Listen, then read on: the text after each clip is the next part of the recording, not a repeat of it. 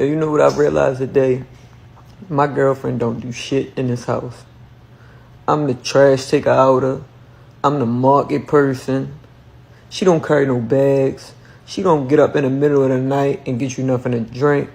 All she do is run that mouth and find movies on Netflix. Like, miss, sweetheart, what is your skill? What do you do? That mouth run. First day of fourth semester starts today. I'm excited. I'm nervous. I am. On the night of February 1st, 2026, Cincinnati police responded to a call on May Street in the Walnut Hills neighborhood. It was just after 10 p.m. When officers arrived, they found 33-year-old Diamond Rice with a gunshot wound. She was pronounced dead at the scene. The woman who fired that shot was not a burglar, not a rival, not someone Diamond had a history with on the street. It was Jasmine Blake, her girlfriend, a trained nurse, a woman Diamond shared her home and her life with. Blake told police she acted in self-defense, claiming Diamond had been the aggressor. But as investigators began pulling the case apart, what they found did not match that story. Now, before we get into the evidence and what the investigation revealed, you need to understand who Diamond Rice actually was, because her story does not begin on the night she died. It begins years earlier, in a place most people never come back from. Diamond grew up with a troubled past. She had run-ins with the law. She served time behind bars. For a lot of people, that story ends there. Another statistic, another young person swallowed up by a broken system. But Diamond refused to let that be her ending. She turned her life around through education and purpose. She found her way to YAP Hamilton County, the youth advocate programs, where she eventually became assistant director. She's very kind. She's always, trying to do for other people before herself. She was real intelligent. This is how Scott Rice is remembering his daughter, Diamond. He says she had been on the wrong side of the law at one point, but changed her life around. And one way was by getting involved with the youth advocate programs in Baltimore. And so she started working part-time for YAP in Baltimore. And then it became full-time. Scott says she later transferred to the location in Hamilton County and worked her way into the role of assistant director. A lot of the kids they can't get to, she can. So she was good. She was good for that. She wasn't too old. Her job was to work with at-risk teenagers, young people in crisis, kids that the system had already written off. And she was extraordinary at it. Not because she had a degree on a wall, though she had worked hard for that too, but because she had lived it. She knew what those kids were carrying, because she had carried it herself. Her father, Scott Rice, spoke about her in the days after her death. He said she reached young people that nobody else could reach. That was not an exaggeration. It was a fact that her colleagues and the families of the teens she worked with understood completely. On social media, Diamond and Jasmine looked like a couple in love. Vacations, shared moments, a relationship that appeared solid from the outside. But Diamond had also begun posting about frustrations, complained about unequal household responsibilities. Yeah, you know what I've realized today? My girlfriend don't do shit in this house. I'm the trash taker outer. I'm the market person. She don't carry no bags. She don't get up in the middle of the night and get you nothing to drink. All she do is run that mouth and find movies on Netflix. Like, miss, sweetheart, what is your skill? What do you do? That mouth run. Hints at tensions in the relationship and signs that she may have been considering walking away. Those posts are now being looked at very differently in light of what happened on February 1st. What led to that fatal argument on May Street? What did investigators find that directly contradicted Blake's self-defense claim? And what does this case say about the dangers hiding behind a relationship that looks fine to the rest of the world? Stay with us, because we're going to go through all of it. We want to know where you stand. Based on everything you've seen and heard so far, does Jasmine Blake's self-defense claim hold up to you? Or does the evidence point somewhere else entirely? Tell us in the comments. And if you are not subscribed to True Crime Tower yet, hit that subscribe button right now so you never miss a case like this one. A woman is dead and another woman is behind bars charged with her murder. Police say when they arrived last Sunday night at May Street near Burbank and Walnut Hills, they found 33-year-old Diamond Rice suffering from a gunshot wound. She died at the scene. Court records state the shooting happened after an argument. Local 12's Chris Arnold spoke with Diamond Rice's dad, who talked about his daughter's legacy. Chris. Well, yeah, Dwayne, Diamond Rice is originally from Baltimore, and her dad, Scott, says she moved here about a year ago with her girlfriend, Jasmine Blake. Now, Blake made her first court appearance on Tuesday after she was arrested and charged with murder in Rice's death. She's very kind. She's always, trying to do for other people before herself. She was real intelligent. This is how Scott Rice is remembering his daughter, Diamond. He says she had been on the wrong side of the law at one point, but changed her life around. And one way was by getting involved with youth advocate programs in Baltimore. And so she started working part-time for YAP in Baltimore. And then it became full-time. Scott says she later transferred to the location in Hamilton County and worked her way into the role of assistant director. A lot of the kids they can't get to, she can. So she was good.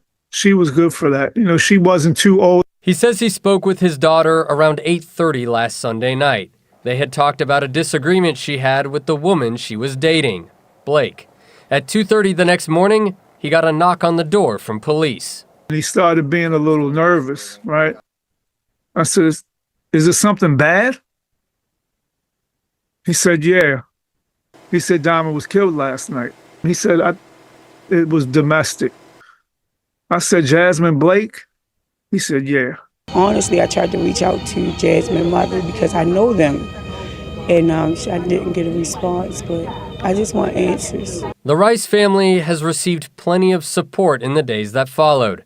Scott says about 100 people braved the cold Saturday night to pay their respects and honor Diamond's life at a vigil held in Baltimore.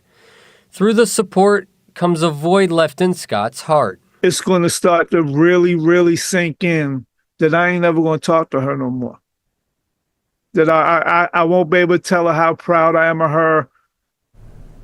Well, YAP Hamilton County Director Nate Letts said in a statement in part that Diamond was a powerful force at YAP and will be sorely missed here and across the country. He says she was passionate about her work as assistant director and her optimism was her superpower. Dwayne?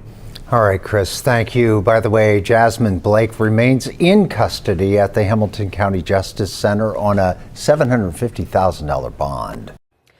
Family and friends remembered the life of a Baltimore woman killed in Cincinnati, Ohio.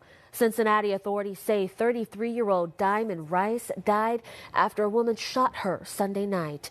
WJZ's Casey Baylor attended last night's vigil and shares how loved ones reflected on how Rice touched their lives.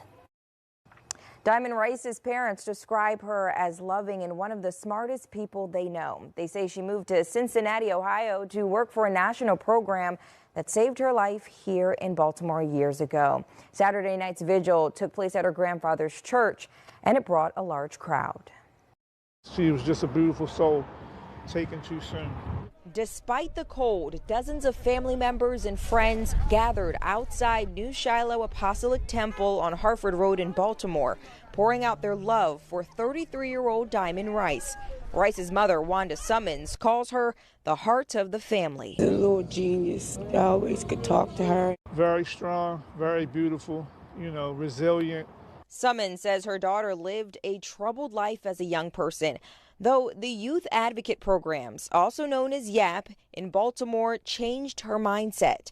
Her parents say she moved to Cincinnati, Ohio, where she served as the assistant director for Hamilton County, Ohio's youth advocate programs. Who wouldn't be proud of somebody who do that, who want to help somebody else, when she the one know how to help them? Her father, Scotty B., says he spoke to Rice Sunday before she died about a disagreement Rice had with the woman she dated. We talked for a little while. I said, you don't know what's going to happen tomorrow, Diamond, so whatever it is, just fix it. Cincinnati CBS affiliate reports police responded to a shooting the night of February 1st. They found Diamond Rice shot. First responders tried saving her life, but she died at the scene. Police arrested Jasmine Blake, charging her with murder. Court records say Blake shot Rice during an argument. Honestly, I tried to reach out to Jasmine's mother because I know them. And I didn't get a response, but I just want answers from Jasmine on why did she do this to my daughter. As family surrounds Rice's parents with support, they're reminded of her heart and how she created an impact across state lines. She was everybody's sunshine, basically, in a cloudy day. I'm going to miss her a lot. Online records show Jasmine Blake appeared in court Monday. Her bond was set at $750,000. Back to you. So here is where this case stands today. Jasmine Blake, 31 years old, a nurse actively pursuing nurse anesthetist training at the time of Diamond's death, has been charged with murder. She was arrested after investigators found that the evidence, the 911 calls, witness accounts, and the physical findings at the scene directly contradicted her claim that she fired in self-defense. Her initial bond was set at $750,000. That bond was later reduced, and reports confirmed she was subsequently released. As of early 2026, no trial date has been scheduled. The investigation remains active, and the legal process is still moving forward. The self-defense argument is going to be at the center of this entire case. Under Ohio law, a person claiming self-defense must show that they genuinely believe they were in immediate danger being killed or seriously harmed, and that the force they used was necessary to stop that threat. What investigators are saying is that the evidence they collected does not support that belief, and that is a significant legal problem for Jasmine Blake. But step back from the legal framework for a moment and look at the full picture of what was lost on May Street. Diamond Rice was 33 years old. She had not had an easy life. She had been in trouble. She had done time, and she had chosen to fight her way out of that chapter. She built a career around the very young people who reminded her of herself. She became the person she had needed when she was struggling. The teenagers she mentored at YAP Hamilton County did not just lose a program coordinator. They lost someone who had been exactly where they were and had found a way forward. That kind of mentor is irreplaceable.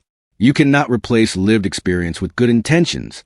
And then there are the social media posts, the ones Diamond herself wrote. The frustrations about household responsibilities. The tension she was feeling in her relationship. The hints that she was thinking about leaving. Those posts did not seem alarming at the time to people scrolling past them. But they tell a story now. They are a reminder that what a relationship looks like publicly and what it feels like privately can be two completely different things. Diamond's community held vigils for her. Her family is grieving. The young people she poured herself into are now living in a world without her. And the woman accused of ending her life is out on bond, waiting for a trial date that has not been set. Justice for Diamond Rice has not arrived yet. The case is not closed. The fight is not over. What is your verdict? Does Jasmine Blake's self-defense claim hold up, or does the evidence tell a completely different story? Drop your thoughts in the comments right now. If Diamond's story stayed with you, hit that like button. It takes 1 second, and it helps us keep covering cases like this one. Subscribe to True Crime Tower if you haven't already, and share this video so that more people know Diamond Rice's name. Every victim deserves to have their story told. We'll see you on the next case.